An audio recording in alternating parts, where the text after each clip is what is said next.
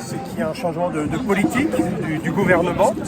Nous, en tant que syndicalistes, on n'est pas là pour renverser un pouvoir, on est là pour que nos revendications aboutissent. Mais en même temps que nous, syndicalement, on s'exprime, il y a un mouvement des Gilets jaunes qui est à la fois un mouvement revendicatif sur le pouvoir d'achat, sur les services publics et tout un tas de choses que l'on partage en grande partie. Et puis en même temps, c'est un mouvement politique qui demande à ce que les choses deviennent beaucoup plus horizontales sur la façon de décider du sort du pays et de ses citoyens. On élit des représentants, on élit un président de la République, et après, pendant 5 ans, ces gens-là un peu se croient tout permis, en fait. Et donc, le principe démocratique, c'est normalement le gouvernement du peuple, par le peuple, pour le peuple. Et en fait, ce qui se passe, c'est l'inverse. C'est une fois que nos élus sont élus, eh bien, ils ne rendent plus de compte au peuple et ils gouvernent beaucoup pour l'intérêt du patronat et du capitalisme. Tu es là tous les samedis? Oui, c'est la 8e fois que je viens. Qu'est-ce que tu espères? Aujourd'hui? De tout? De la part du gouvernement, plus rien, parce que c'est des autistes. Ils nous écoutent plus. Le grand débat, c'est un grand enfumade. Sincèrement, on n'y gagnera rien. La seule chose que j'espère, c'est qu'ils se réveillent enfin et qu'ils arrêtent de nous frapper gratuitement avec gaz et lacrymo. Et qu'après, ils comprennent et qu'ils fassent quelque chose. Parce que pour l'instant, ils font rien. Le but du mouvement, le RIC, la démocratie et la vraie démocratie. Pas élire quelqu'un pour 5 ans pour qu'il fasse ce qu'il veut et qu'après, il n'y ait aucune... je sais pas, quand on est embauché pour un boulot et qu'on fait mal son taf, on est viré. Là, je considère que s'il fait mal son taf, il part. Hein, sauf que là, pendant 5 ans, il a les mains libres et puis il fait ce qu'il veut. C'est un peu ça le problème. Qu'est-ce que tu espères? Moi, ce que j'espère en tout cas, c'est que le mouvement, ça continue et surtout que Macron nous écoute, qu'il écoute le peuple français, mes compatriotes, qu'il fasse ce foutu référendum, qu'il arrête de penser qu'au pouvoir, qu'à son pouvoir personnel, que le système change. Parce que c'est pas normal. Moi, j'habite en banlieue, je vois toute la misère qu'il y a. C'est pire. C'est une catastrophe. Et je me dis, je peux pas donner ça à mes futurs enfants, à mes enfants, à mes futurs enfants. Tu es soldat Oui. en exercice maintenant? Je suis engagé volontaire. Je suis engagé volontaire, ça fait depuis 4 ans. J'étais dans l'armée de l'air, je suis dans l'armée de terre maintenant. Et je peux pas en dire plus. Et moi, ce que je vois maintenant, ce que je peux entendre, qu'on veut nous mobiliser, nous, contre le peuple. Castaner dire oui, je suis prêt à faire mobiliser l'armée contre le peuple. Vous vous rendez compte? Nous, on n'est pas habitués à faire, on est là pour protéger les gens. On n'est pas là pour opprimer les gens, on est là pour protéger. Contre le terrorisme, on n'est pas là pour aller tirer sur des gens en colère. Ils ont tout à fait raison, c'est légitime, ils sont en colère parce qu'ils n'en peuvent plus. Ils n'en peuvent plus, monsieur.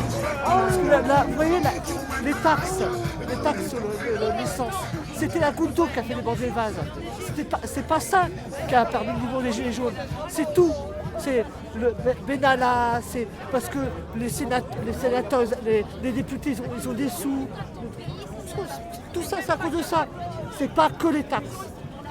On est opprimés de partout. Et il faut que ça change. Il faut que ça change. Tout le monde est concerné, même l'armée, tous les métiers sont concernés.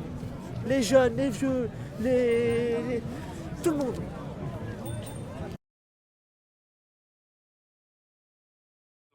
La police provoque en étant trop proche des manifestants, en visant la tête avec leur flashball, en orientant en envoyant notamment juste derrière nous la semaine dernière. Donc ils ont envoyé des gaz lacrymogènes alors qu'il y avait les 2 cortèges qui se rejoignaient. Ils ont, au lieu de se mettre en retrait, de reculer, les policiers sont restés entre les 2 manifestations qui se rejoignaient. Et ils ont commencé à gazer immédiatement au lieu de laisser les 2 manifestations se joindre. Donc bien sûr, il y a la provocation de la police et son objectif, c'est d'intimider justement les manifestants, de décourager les manifestants. Et ils ne veulent pas que, justement, ce mouvement comme aujourd'hui, je pense qu'on doit être à peu près 10 000 aujourd'hui, ils ne veulent pas qu'il y ait ce genre de regroupement. Donc aujourd'hui, heureusement, on fait une marche blanche. Donc je pense à remobiliser les forces, les Gilets jaunes. Et il faut se remobiliser tous les samedis pour mettre la pression sur le gouvernement pour qu'il arrête cette manipulation médiatique. Il y a un amalgame qui a été fait entre les violents et les manifestants, alors que les manifestants ne sont pas du tout violents, on est pacifistes à 99%, et bien sûr il y a 1% là qui vient foutre un peu le bordel, et ce sont un peu les idiots utiles du gouvernement, parce qu'ils font le jeu du gouvernement qui va ensuite avec les médias uniquement amalgamés, violents et manifestants.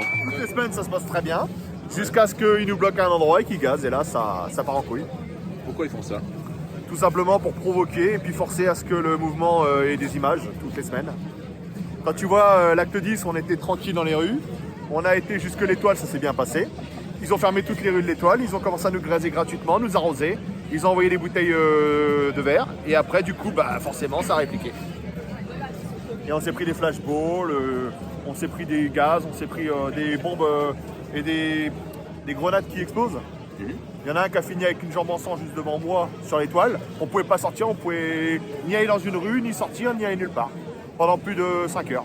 L'acte 3 était très violent, très brutal. Il y avait, il y avait beaucoup d'étudiants sur les 3 premiers actes. Après, il y a eu moins d'étudiants quand même.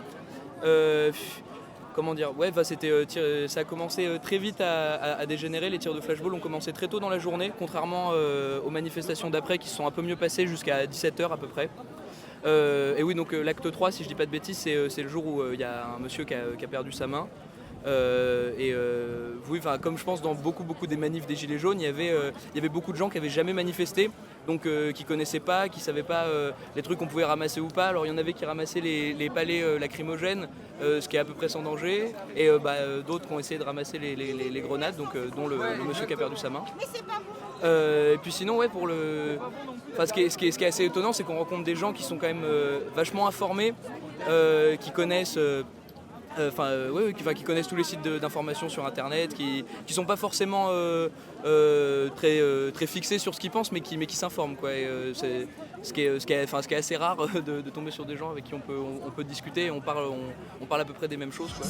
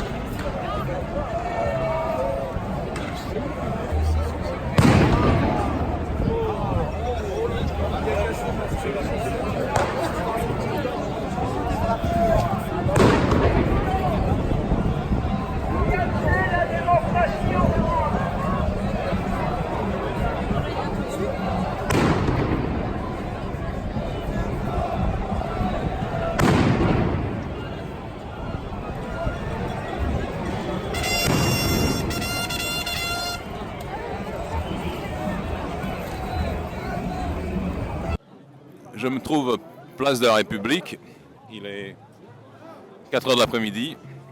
J'étais au milieu d'une foule parfaitement pacifique, avec des enfants, des chiens, des retraités, avec des stands de merguez, avec toute une joyeuse population parisienne et de province. Et tout d'un coup, on a vu éclater des grenades lacrymogènes, des grenades de désencerclement. Et là, les gens sont obligés de se replier parce que l'air devient irrespirable. Il n'y a eu absolument aucune provocation venant de la foule. Et là maintenant, il y a une charge qui est en train de se faire. On nous poursuit avec des grenades, avec du lacrymogène.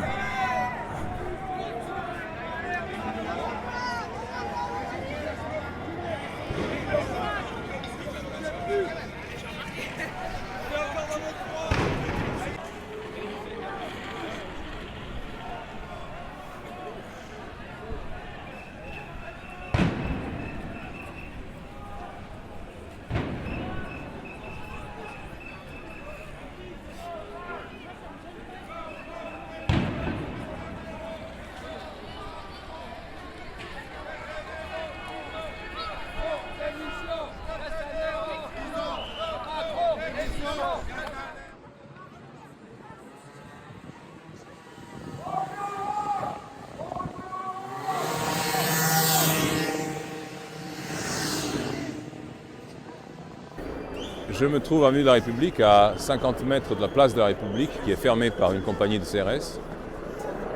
Les gens ne comprennent pas ce qui se passe. Il y a une demi-heure, il y avait une foule pacifique qui manifestait là et tout d'un coup, les rues avoisinantes ont été toutes bloquées, sauf, semble-t-il, boulevard Magenta par des compagnies de CRS qui ne laissent passer personne. Moi, j'étais parmi les dernières personnes à pouvoir sortir.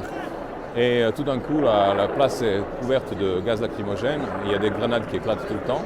Et j'ai vu aussi des cagoulés, des jeunes gens noirs cagoulés du Black Bloc entamer leur travail de provocation au milieu de cette foule qui, je le répète, était complètement pacifique, qui mangeait des merguez et qui plaisantait sur cette place il y a 20 minutes.